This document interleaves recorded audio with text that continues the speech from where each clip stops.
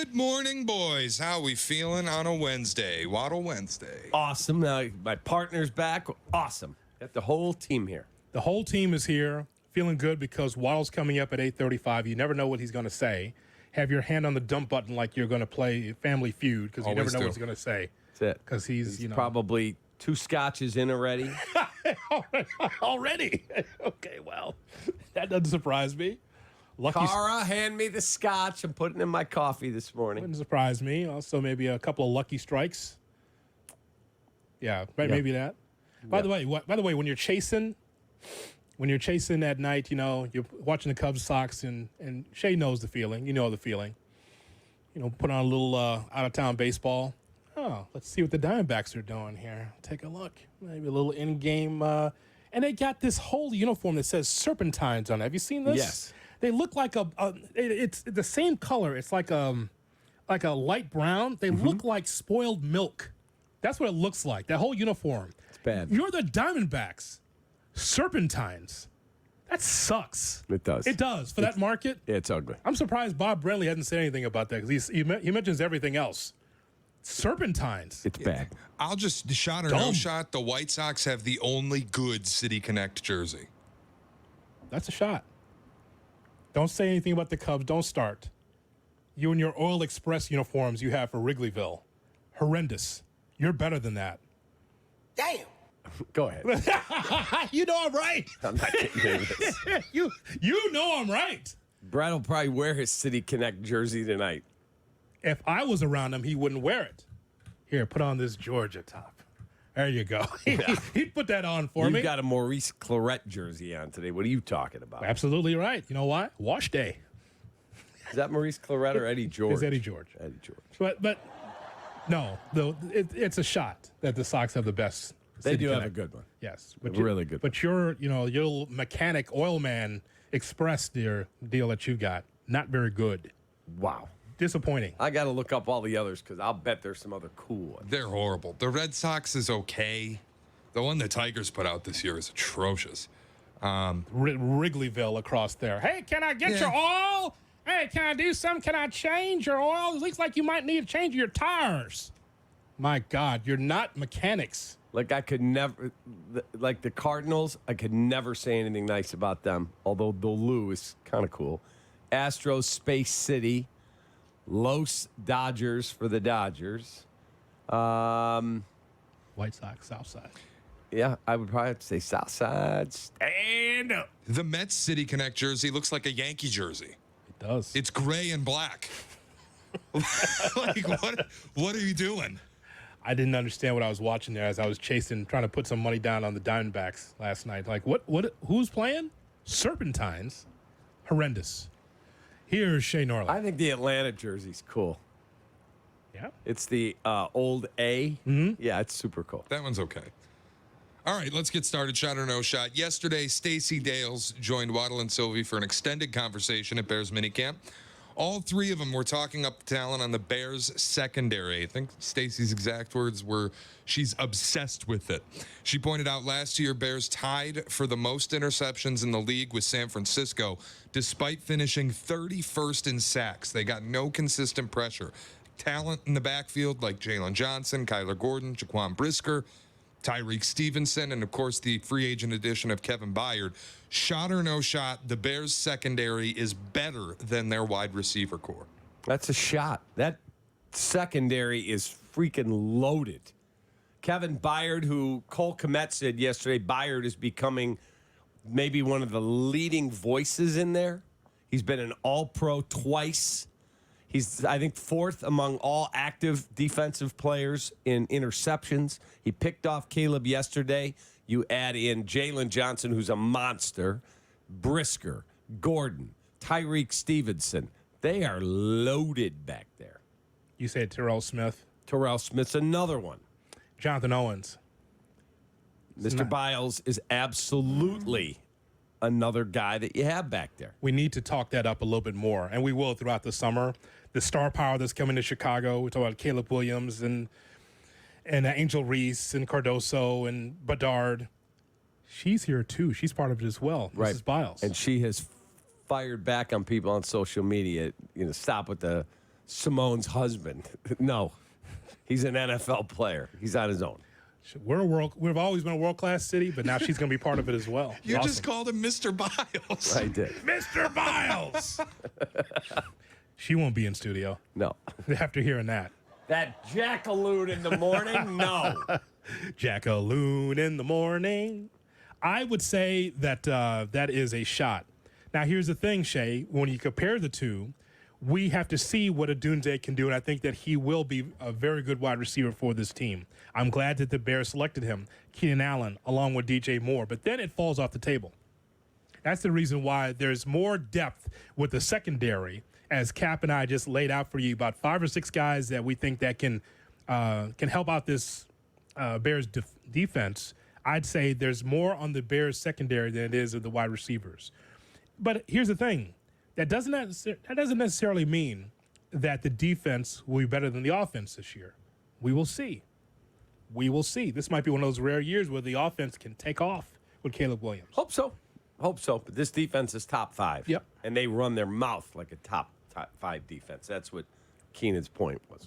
Oh, man. All right, Shay. All right, the White Sox had what was probably their best chance to break the losing streak yet last night. They had a 5-0 lead against the Cubs on a Shota Imanaga bump day. They lost 12 straight. 16 of their last 17 games have been losses. Ken Rosenthal this morning wrote it up in The Athletic. Time's running out for Pedro Grifol. The only question is when the change will be made. He said if a decision is made this season, the logical move is to elevate Charlie Montoyo from the bench coach role to the manager role and then conduct a full search at the end of the season. Shot or no shot, the White Sox will fire Grifol in season. Shot.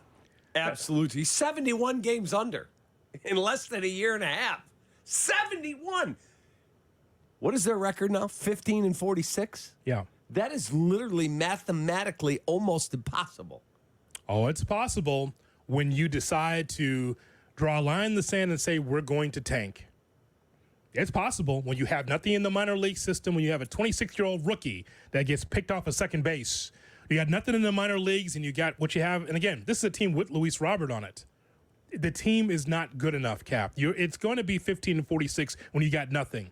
Cap, when you have the fewest runs scored in the league, the most runs allowed, the fewest walks taken, the most walks given, the fewest home runs hit, the most home runs allowed, the worst batting average, the worst on-base percentage, the worst slugging percentage, the worst ERA, the worst whip. When you have all that, you know what that is? That is a witch's brew of suck.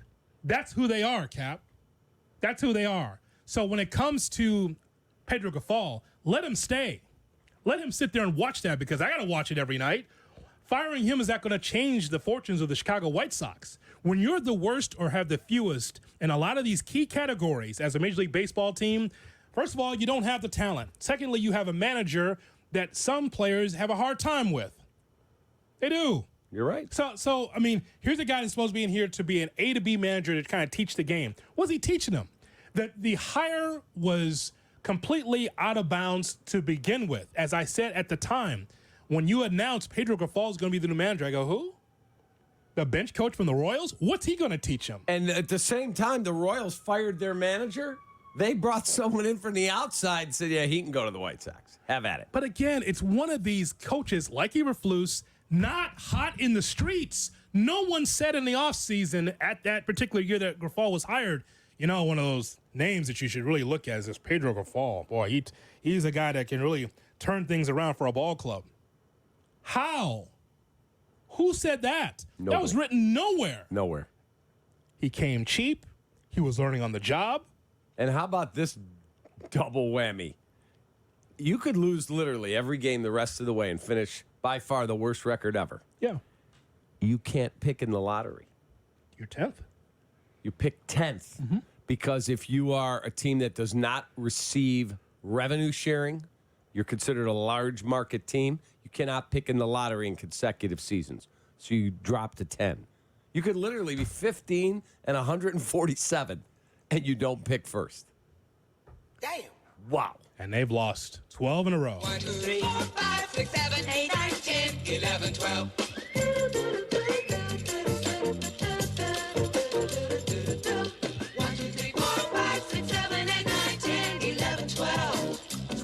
5 games in a row. Not good, kid. Would you like your stat of the day? Wait a minute now. Stat of the day. Wait a minute. You just got to flush them. I don't like our team. I think right now I feel like I'm ready to go to all start break. Yeah, you never know. That's how I feel about this ball club right now. You just got to flush them. Hey, hey, hey. Goodbye. You just got to flush them. Thank you, Steam. Through 61 games in 2003, the worst 162-game team in Major League history and the worst modern-era American League team ever, the 2003 Detroit Tigers, were 16-45. One win better than the current White Sox. They'd scored 191 runs. That's more runs scored than the White Sox, and they had a minus 111 run differential. Their run differential was 28 runs better than the White Sox today. You are that much worse than the worst team ever. We suck again. Oh, my God. Wow. I mean, I don't know what to say. Get a milkshake. I'll be there Thursday. White Sox and Red Sox. I could not own a team and deal with that every day. I wouldn't do it. Cap, there's no way I could be able to sign checks and say, yep, that's good enough. We got TV revenue, we're good. If you think it stinks on NBC Sports Chicago, wait until you see it on the next network. It'll stink just as bad. Here's Shay Norley. Wow. Just a quick shot or no shot here. No more drum roll. That's enough. Just You're one of the haters. Shota Imanaga bumped day yesterday, got a rough break on an error on a double play ball by Christopher Morel, allowed a run to score. That ended up being a 5-run fourth inning. After the error, Shota gave up a 2-run double to Corey Lee and a 2-run homer to Lenine Sosa. Mm-hmm. The official scorer only counted 1 of the 5 runs as earned. I get the run that's scored on the error not counting. I even can extend 2 of the 5 because 2 runners on base should have been out. But the 2-run homer, I think both are earned. Shot or no shot, the official scorer is ERA padding for Shota. Who's up there? I mean, unless Bob? you tell me his name is Bob Imanaga, I don't think he's ERA padding. He simply follows the rules. That's all he's doing. He's following the rules as they're laid out. Now, again, when I did my recap after the game, I said Imanaga was not good. He was not helped out by Morel for sure, but he was not good. They got to fix it. You were out of town. They get rained out at St. Louis on a Friday night. Imanaga's supposed to pitch. Yeah. They don't pitch him till Wednesday. Yeah. Completely threw his routine off. And the first person that noticed it, my wife, was looking at the sketch. She's like, that guy's been amazing. Why would you give him all those extra days off? And now he's been out of sorts twice. But understand Shay's point, though. If you're scoring it, would that just be 1 earned run based on the ebb and flow of the game? I don't think it. I don't. He's got to follow a MLB protocol. That doesn't seem right. I read MLB protocol. It leaves it up to the scorer. The scorer can, How many outs were there when they hit the ball to Morel? I believe, none. It was 2 leadoff. It was a single, and then the ball to Morel would have been 2 outs on the board. And nobody on base. And then there's the foul out. So the scorer can then decide that no runs after that count, I guess, because you should have been out of the inning. My issue is which of the runs is the one that you're counting? You can't count the first one. It literally was scored on an error. Correct. I think there's something fishy about that, Cap. Who was the scorer last night? Is it Rosenberg up there? I thought he retired. I don't know. It was the interpreter, I'm hearing. Wow. Edwin? You know what? I'm going to call Bob Rosenberg at break. We're going to break. I'm going to call Bob. I'm going to ask him. Wild pitch. Wild pitch. A wild pitch. I heard it, Harry. Yeah. It would come over the top. Wild pitch. Wild pitch. It was him. There was Don Frisky from the Daily Herald. Yes. Those were the guys. Brewster warming in the bullpen. Brewster. Warren Brewster warming in the bull. I heard him, Harry. Always bleed into the show. I heard Sharon say it already. Yes. Correct. Pearly in the bullpen, Pearly. Mike Pearly. There he is. I heard it. Coming up around the... Because you know it too, Cap. You're right. Because you can hear it through the PA. Turn it down. Our friend Jim Memolo from MLB Network is listening. He said every run after 2 outs is automatically unearned. The error was considered the third out. So the first run was earned, Correct. even though it scored because Morel bobbled the ball all over the place. Apparently. He's from MLB Network. He would know. All right. But I will call Bob Rosenberg right now and ask him. Lee Smith warming the bullpen. Smith. Lee Smith lumbering his way down to the bullpen. All right. We got Around the NFL Waddle Wednesday at 8:35 on Kap and